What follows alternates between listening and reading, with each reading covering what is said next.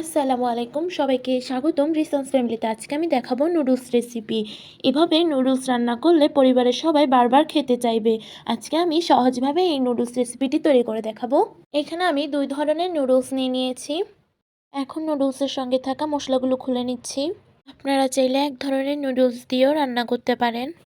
এখানে আমি নুডলসগুলো সিদ্ধ হওয়ার জন্য পরিমাণ মতো পানি নিয়ে নিয়েছি। এখন অল্প পরিমাণে রান্নার তেল দিয়ে দিচ্ছি। এখন নুডলসগুলো দিয়ে দিচ্ছি। এখন এগুলো সিদ্ধ হওয়ার জন্য অপেক্ষা করছি। এখন এগুলো সিদ্ধ করে নেওয়া হয়ে গিয়েছে। এখন একটি স্ট্রেনারে নিয়ে নিচ্ছি। এখন ঠান্ডা পানি দিয়ে দিব। আমি এখন এখানে পরিমাণ মতো রান্নার তেল দিয়ে দিয়েছি। এখানে 3টি ডিম নিয়ে নিয়েছি। এখন এগুলোকে স্ক্রাম্বল করে নিব।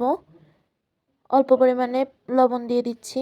1/4 টিস্পুন গোলমরিচ গুঁড়া দিয়ে দিয়েছি। এখন ডিমগুলো স্ক্রাম্বল করে নেওয়া হয়ে গিয়েছে, উঠিয়ে নিয়েছি। যে তেলে আমি ডিমগুলো স্ক্রাম্বল করে নিয়েছিলাম, এখন সেই তেলে 1 টেবিল চামচ পরিমাণে রসুন কুচি দিয়ে দিয়েছি। এখন এখানে 1 কাপ পরিমাণে চিংড়ি মাছ দিয়ে দিচ্ছি। আমি চিংড়ি মাছগুলোকে পরিষ্কার করে ভালোভাবে ধুয়ে নিয়েছি।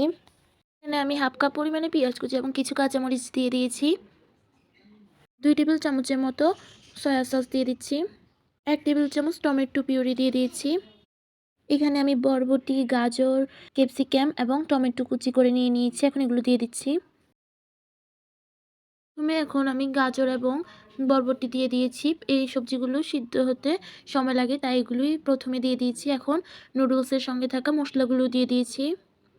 এখানে বাঁধাকপি নিয়ে নিয়েছি, এখন এগুলো দিয়ে দিয়েছি। ক্যাপসিকাম এবং টমেটো কুচি দিয়ে দিয়েছি। 1/2 চামচ গোলমরিচ দিয়ে দিচ্ছি। স্বাদ মতো লবণ দিয়ে দিয়েছি। এখন এগুলো ভেজে নেওয়া হয়ে গিয়েছে। সিদ্ধ করে রাখা নুডলসগুলো দিয়ে দিচ্ছি। এখন স্ক্রাম্বল করে রাখা ডিমগুলো দিয়ে দিচ্ছি। এখন তৈরি হয়ে গিয়েছে মজাদার নুডলস রেসিপিটি। ভালো লাগলে অবশ্যই লাইক, কমেন্ট, শেয়ার করে দিবেন। আসসালামু আলাইকুম।